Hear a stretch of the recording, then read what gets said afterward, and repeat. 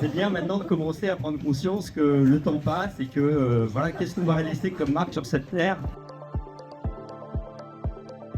C'est la première étape, comme l'a dit Lao Tzu, tout grand voyage commence par un premier pas. Un truc extra, c'est qu'ils avaient super hâte de retourner à l'école. Mais un truc de fou, quoi. C'était vraiment une de leurs motivations. Alors, à 12 et 15 ans, ça peut se comprendre parce que notre fille de 12 ans, elle rêvait du collège. Alors, je sais pas où elle idéalisait le collège, mais je pense qu'elle a vite compris que c'était pas aussi top. On n'est jamais rentré en Europe, hein. On a dit au revoir en partant, bonjour en revenant.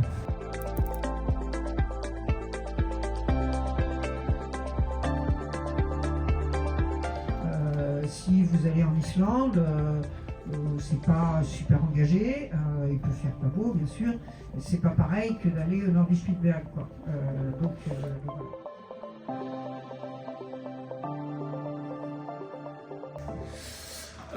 Parce qu'on a un projet de tour du monde et qu'on peut en savoir plus, pas partir à l'aventure complètement et prendre le moindre risque possible, avoir d'autres avis, voir si ça s'est bien passé, et puis il y a toujours des choses à apprendre à chaque témoignage. Donc le but était double.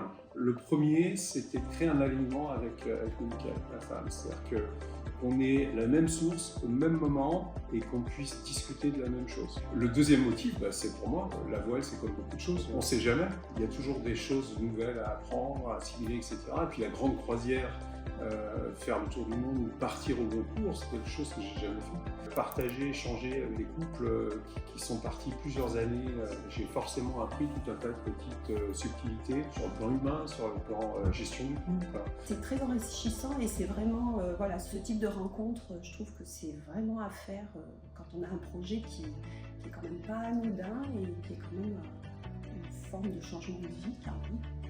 Efficace, convivial. Convivialité, partage. Enrichissant. Ouais.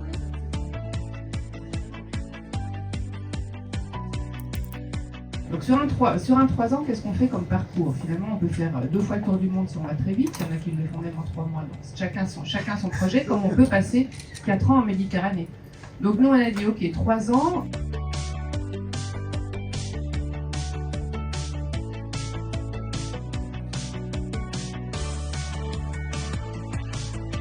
Et donc du coup, on s'est dit, mais alors est-ce qu'on attend, est-ce qu'on passe encore une saison en Polynésie pour pouvoir valider notre visa et monter en Alaska ou pas?